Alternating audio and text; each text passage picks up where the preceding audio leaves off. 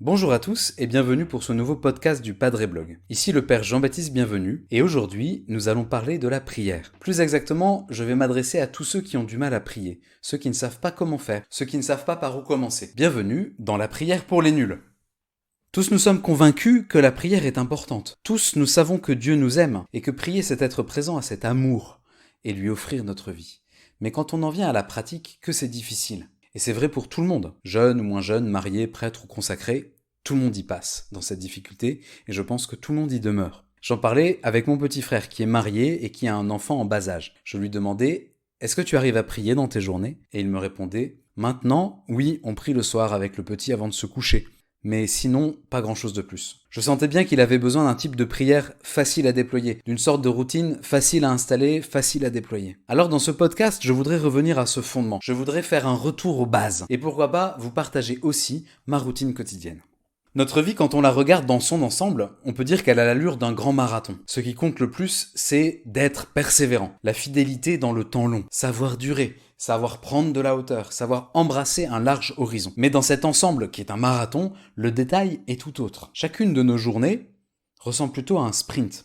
Et là, il y a deux choses essentielles, le départ et l'arrivée, le commencement et la fin. On pourrait dire l'alpha et l'oméga. Pour un sprinter, bien des choses se jouent au moment du coup de feu. Rater son départ, soit parce qu'on est parti trop vite, faux départ, soit parce qu'on est parti trop tard, soit parce qu'on est mal parti, et c'est l'assurance d'une course ratée, où l'on passe son temps à rattraper la médiocrité du début.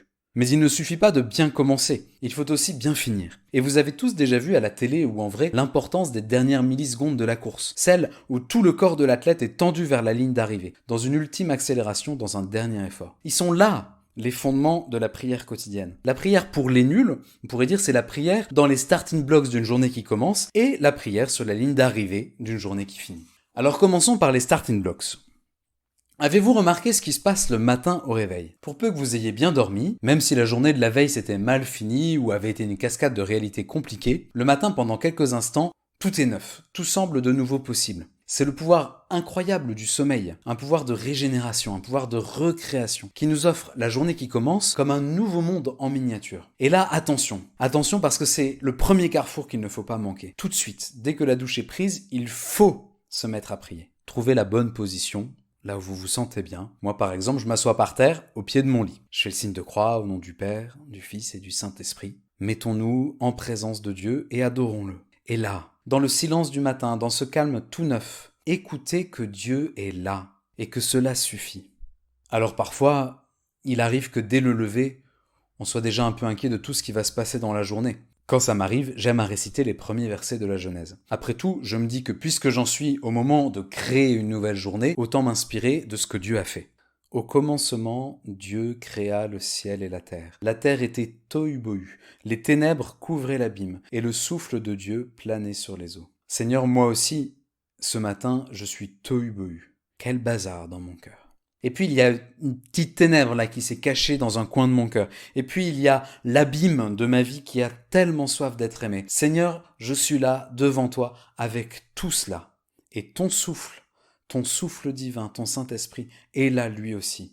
Ton souffle plane sur tout ce que je suis. Merci Seigneur pour ta présence. Voilà. Viens Esprit Saint, demeure en moi. Et je reste à cet endroit. J'essaye d'accueillir cette présence de Dieu qui ne juge rien de moi à ce moment, qui me prend là où j'en suis, avec ce que je suis. Je reste là pendant quelques minutes. Voilà, ça c'est ma routine. Vous trouverez la vôtre. À mon petit frère, par exemple, j'ai conseillé de confier sa famille à l'intercession de Saint Joseph, avec cette très belle prière toute simple. Ô glorieux Saint Joseph, chef de la Sainte Famille de Nazareth, si zélé à pourvoir à tous ses besoins, étends sur ma famille ta tendre sollicitude et prends sous ta conduite toutes les affaires spirituelles et temporelles qui nous concernent, et fais que leurs issues soient pour la gloire de Dieu et le salut de nos âmes. Amen. Je me suis dit que pour un jeune père de famille, commencer la journée en présentant tous les siens à Dieu par l'intercession d'un père de famille qui a fini saint, c'est beau, c'est bon, c'est bien. Voilà en gros pour les starting blocks, je pense que c'est vraiment le moment immanquable de la journée, sinon ça commence, on court après la journée sans jamais s'arrêter. Et le soir, il s'agit de bien atterrir. Parce que la création en miniature, qui est cette journée qui s'achève, elle doit finir tout comme le monde créé finira, c'est-à-dire dans un grand abandon à celui qui est l'alpha et l'oméga de toute chose. Prier le soir avant de se coucher, C'est donner sa réponse personnelle à cette invitation de la dernière page du livre de l'Apocalypse, qui nous fait contempler les beautés insondables de la cité céleste où Dieu sera tout en tous. C'est répondre à l'invitation de venir se désaltérer enfin au fleuve resplendissant de l'eau vive qui jaillit du trône de Dieu et de l'agneau. On lit au chapitre 22 de l'Apocalypse, « L'Esprit et l'épouse disent « Viens », que celui qui entend dise « Viens », et que l'homme assoiffé s'approche, que l'homme de désir reçoive l'eau de la vie gratuitement. L'Esprit, l'épouse, celui qui entend, tout le monde nous invite à venir boire cette eau de la vie. Alors le soir, c'est le moment de répondre à cette invitation. C'est le moment de rendre son âme à Dieu avant de plonger dans le néant recréateur du sommeil. C'est le moment de dire à Dieu, « Oui, Seigneur, au fond, j'ai soif de la vie éternelle et je dépose toute ma vie devant toi. Je m'abandonne à toi. » En pensant à ça, je relisais les lignes si pures et si vraies de Peggy à la fin du Porche du mystère de la deuxième vertu. Il écrit, je cite, « C'est la nuit qui est continue, où se retrempe l'être. C'est la nuit qui fait un long tissu continu, un tissu continu sans fin, où les jours ne sont que des jours, ne s'ouvrent que comme des jours, c'est-à-dire comme des trous dans une étoffe où il y a des jours, dans une étoffe, dans un tissu ajouré. Ô nuit qui réussit à endormir l'homme, ce puits d'inquiétude, à lui seul plus inquiet que toute la création ensemble. L'homme, ce puits d'inquiétude, comme tu endors l'eau du puits. » Comme c'est important le soir de se poser et de retourner à l'essence de notre vie qui est l'abandon, la confiance entre les mains de Dieu. Et pour cela, je pense que rien ne vaut un temps de relecture avec ces 3 petits mots dont ne cesse de parler le pape François, merci, pardon, s'il te plaît.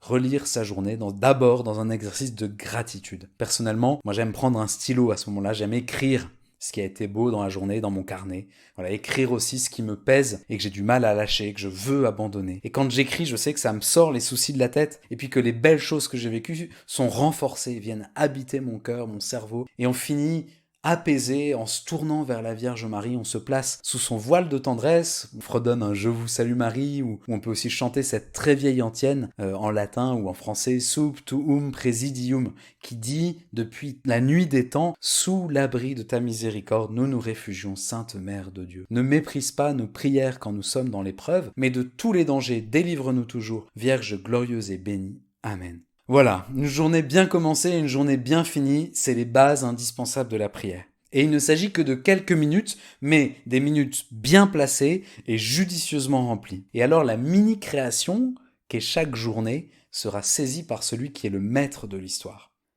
Alors les personnes d'un certain âge l'avaient appris au catéchisme avec les prières du matin et du soir. Personnellement, on ne me les a jamais apprises ces prières, ou alors je ne m'en souviens pas. Mais rien n'est inéluctable et nous avons devant nous un chantier simple, beau et vital.